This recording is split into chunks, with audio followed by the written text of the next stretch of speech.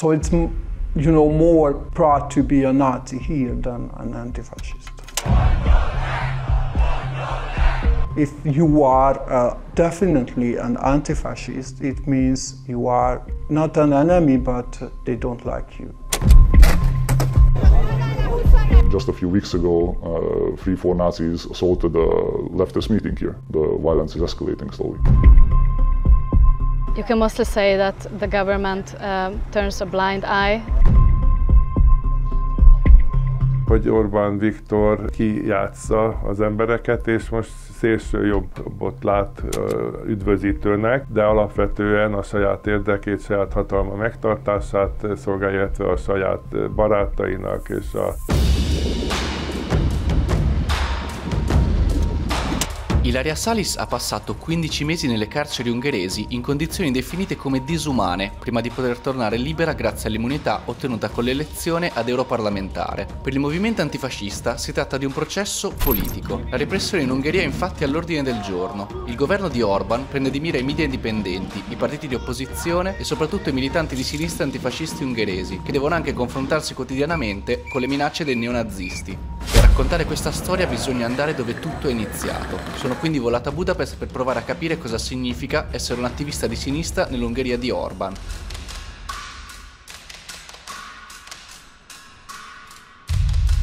Qui, in questa zona di Budapest, dal 1997 ogni anno neonazisti provenienti da tutta Europa si riuniscono per commemorare il Giorno dell'Onore. È una data in cui i neonazisti commemorano la resistenza dei soldati tedeschi e ungheresi durante l'assedio dell'Armata Rossa durante la Seconda Guerra Mondiale. È anche un'occasione per tantissimi antifascisti provenienti da tutta Europa di venire qui a Budapest per contromanifestare contro la presenza dell'estrema destra che invade tutta la città.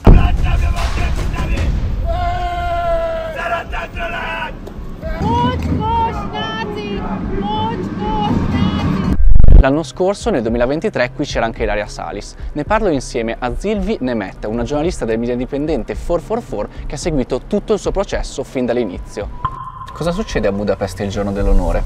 There are different kind of demonstrations or marches. For example, there is the statue here nearby in the Capistrán Square. Usually there is like a wrestling ceremony or they are lighting candles.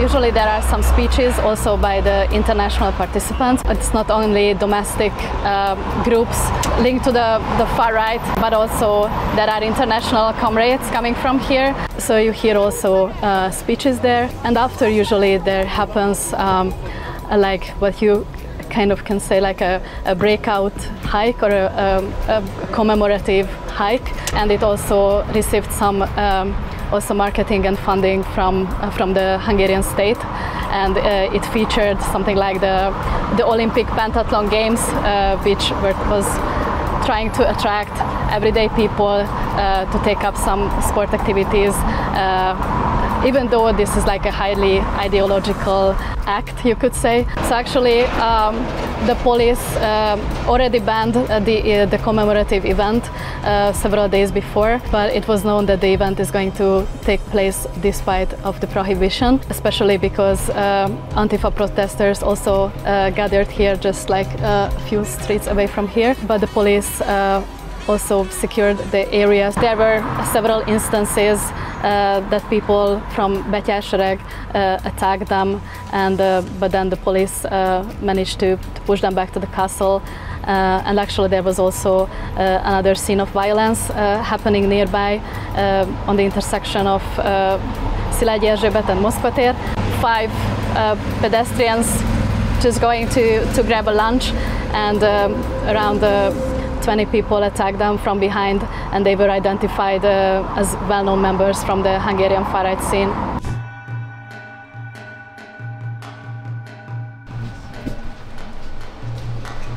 Come si comporta la polizia durante questi scontri? I would say that it's a long and fraught story between authorities and the demonstrators usually during these days.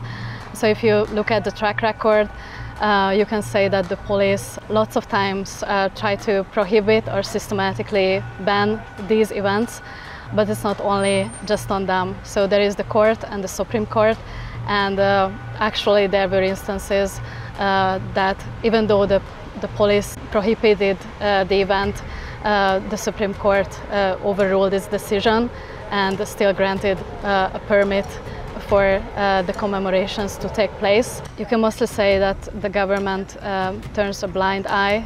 Ilaria Salis l'anno scorso era lì a manifestare contro i neofascisti. Di cosa è accusata? So she is accused of attempted felony of life-threatening bodily harm as part of a criminal organization. So all in all, for this, she could face 24 years in prison maximum, but the prosecution offered 11 years in prison that is now suspended because of her immunity as a European parliamentary member. So you can say that the case got politicized from different reasons, I guess, from what was presented in the Italian press, because it was mostly highlighted how she was treated at the court, that she was kind of handcuffed and also her feet was cuffed, but it's actually not something unusual. There was this aspect of the prison conditions, which sadly you can say that it affects everyone who is detained in Hungary exactly in the same way. But if you look at the sentence itself, 11 years is very disproportionate to what usually you would expect in cases like that. You can say that maybe there was a political motive to prove that she was acting in concert with different far-left organizations internationally. And you could also see that in Hungary they use this case to kind of stigmatize opposition politicians and also harass journalists or people that they thought are active in the radical leftist or even on the opposition scene. This scheme that there was really violence on the street of Budapest, this time not from the far right but also from the far left, gave an opportunity to the pro-government media to kind of start really an inquisition against opposition politicians or different leftist groups and frame them not just as violent but also like there was accusations of pedophilia and different kind of stuff that were completely unfounded without any evidence, but it didn't stop them from spreading it or keeping it on the media agenda for almost a half year.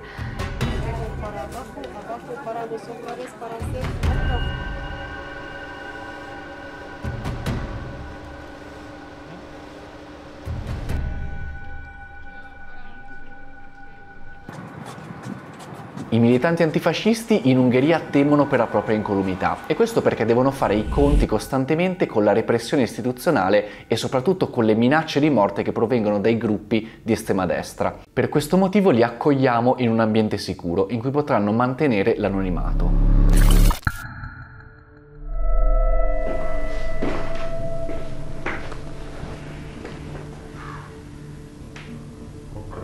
I decided to join the interview because I think the story is getting distorted, because after it entered the realm of high politics, everybody is trying to twist the narrative in a way so they get their own personal or political gain out of it, while there are facts on the ground here and people affected by this. And I think it also should concern people in Western Europe in terms of like what's happening with fascism and anti-fascism, right? Obviously being the target of like the far-right propaganda campaign, receiving death threats, you know, getting attacked on the streets. Once this Day of Honor counter-demonstration series started, our main goal was to be as non-violent as possible. The idea was to apply peaceful pressure on the authorities and on the public to have this neo-Nazi march banned. And what happened last year was a major escalation of violence. Just a few weeks ago, 3-4 Nazis assaulted a leftist meeting here. Like they literally broke into the place and like they beat people up. So the violence is escalating slowly. The situation in Hungary is not too good. So okay, they wouldn't kill me like in Russia, but if I would just use my name and my face, I would have so many bad messages, threatening. Sometimes the Nazis just catch the people on the streets and beat them up. And I don't want this. Our government is more far right now. For the government, what we have seen is that they have this enormous media apparatus that they can use to basically discredit their opponents. And what we saw is that immediately after the big events of last year, they targeted a political organization called Sikra. So they involved Sikra, who are like a milquetoast, left liberal almost kind of organization, of being the culprits who organized the violent communist pogroms and whatever. And they immediately arrested one of their activists, and they held her for 2 weeks while she was innocent. So in 2008 and 2009, there was a series of Nazi murders. Basically, a bunch of Nazis went around the countryside killing Roma people, like women and children. That was like the rise up of Jobbik, and Jobbik had this far-right militant organization called Magyar Garda, which was a paramilitary organization. And in 2008, they had modified the law, which was an anti-discrimination law against hate crimes. It was previously basically used to protect sexual minorities from hate crimes. But they modified the law so it includes the protection of someone's ethnicity or nationality. So you thought that is going to be used to protect the Roma people from the fascist marches. And how the law was used in effect was that when the Magyar Garda went to like a village of Roma people and the Roma people reacted aggressively, they ended up sentencing the Roma people for hate crimes. So like I'm talking dozens of people who were sentenced to 20, 30 years in prison, you know, because of basically being charged by hate crimes. And on the other end, when we do have documented cases of racist attacks done by Nazis, like the law does not apply that harshly. Like they are like the protected minority. Perché il governo ungherese attacca l'antifascismo? If you are definitely an anti-fascist, it means you are not an enemy, but they don't like you. And we have so many Nazis in Hungary, and this is a big problem in Hungary. So it's, you know, more proud to be a Nazi here than an anti-fascist. And it's fucking sad. The government supports the Nazis. It's not visible for everyone, but if you just go deep to the information, you can see it. So you always have to be attentive. You always have to be think about the risk. Back in the day, there was some activists, and when the Nazis recognized them, some people had to move from Hungary because of this. So it's risky. So there's the idea that this use of the law in selective ways to like even take away the idea of like resisting, right?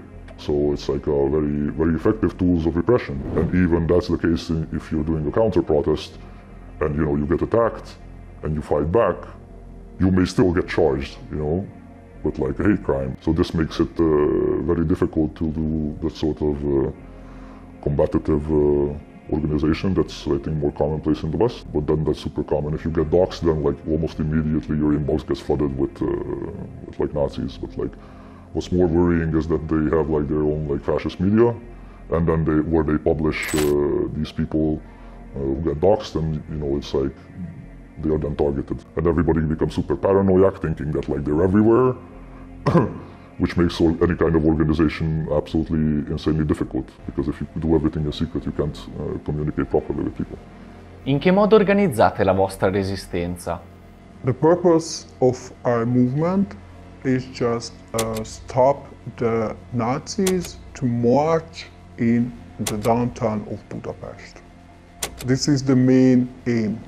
We want to be closer to the European values and to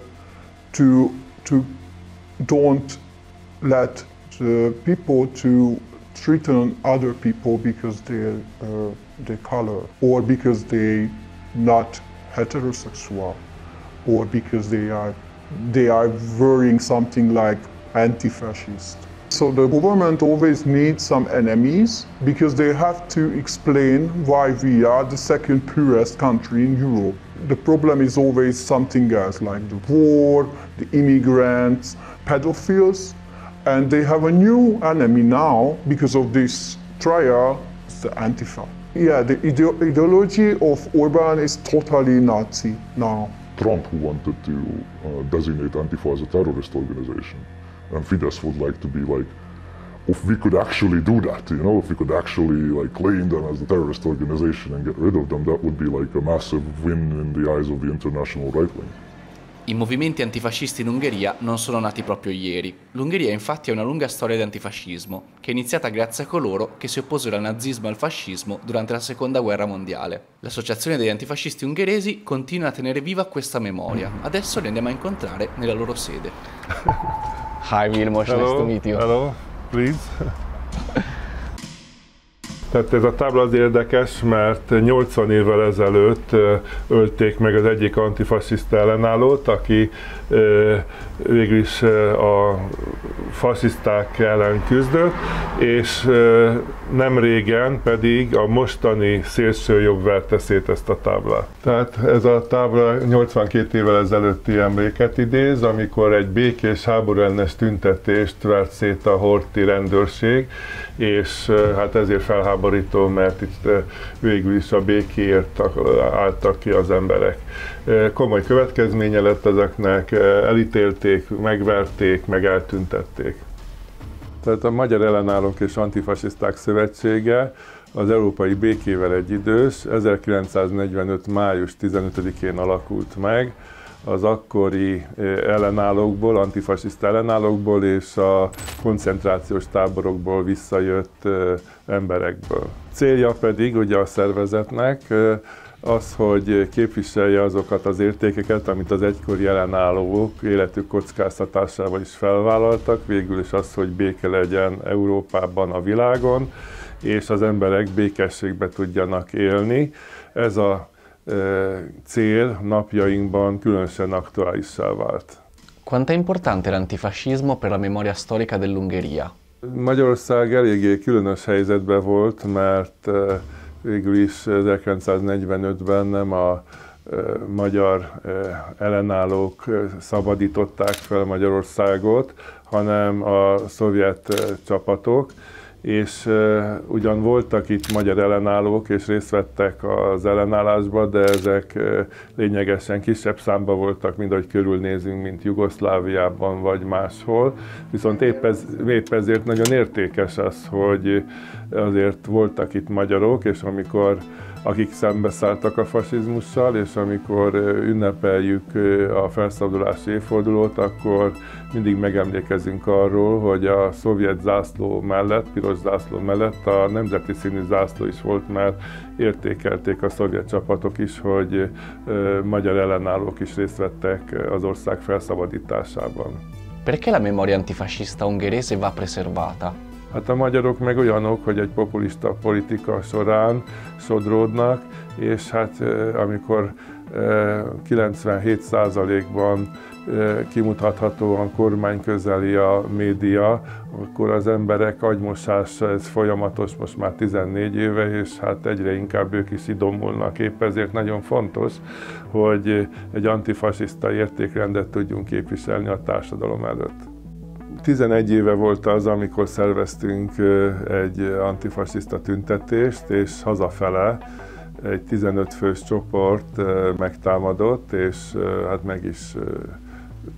meg is vertek, és hát ennek volt végül is egy hosszadalmas bírósági tárgyalása, sok fiatalkorú volt, 7 személyt ítéltek el végül is, és hát ez volt talán az olyan nagyobb dolog, mert először fordult az elő, hogy valakit nem a származása miatt vettek elő a neonácik, tehát hogy zsidó, meleg, cigány, hanem a vallott nézetei miatt is, és ez is ugye egy közösséget jelent, és hát ilyen módon ítélték el őket.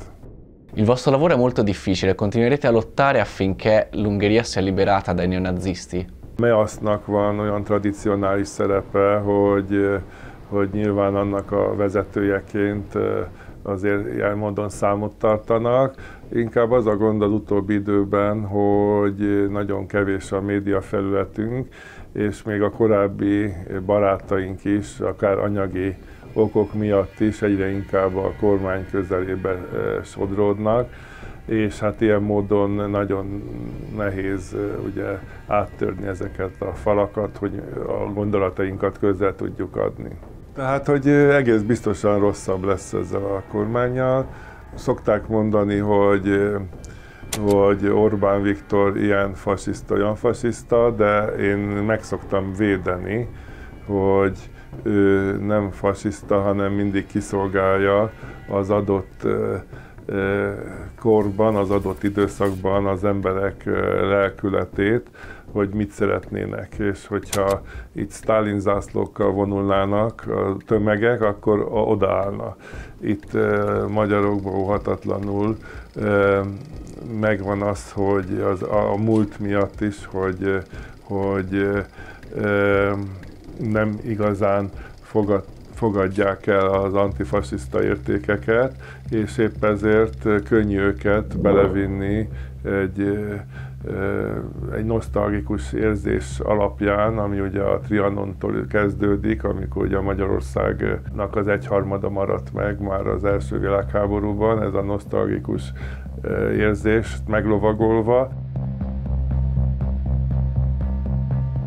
Hogy Orbán Viktor kijátsza az embereket, és most szélső jobbot lát üdvözítőnek, de alapvetően a saját érdekét, saját hatalma megtartását szolgálja, illetve a saját barátainak és a rokonainak a gyarapodását. Hát ezt természetesen nem hagyhatjuk abba, mert ezt meggyőződésből tesszük. Én is gyakorlatilag a tevékeny életem nagy részét ugye erre szántam, és hát ezt így folytatom, még hogyha ellenszémben is lehet, de hát a kollégáim is hasonló módon vélekednek. Az más kérdés, hogy manapság szokták mondani, hogy ki milyen generáció, tehát hogy mikor született, és úgy hát mi egy kicsit azért távolabb állunk a mai korszerűbb kommunikációs technikáknál, de minden igyekezetünk arra van, hogy az újabb generációknak is átadjuk ezeket a tapasztalatokat, akár mintát is.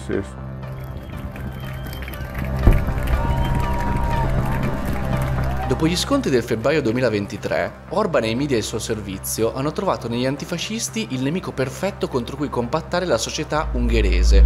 Nonostante questo, loro resistono. Alcuni lo fanno da decenni, come Vilmos Anti, che abbiamo appena intervistato. Altri sono più giovani e in forze per manifestare contro i raduni neonazisti. Non sono molti, certo, ma sono uniti da un obiettivo comune: fermare il progressivo spostamento della società ungherese verso l'estrema destra.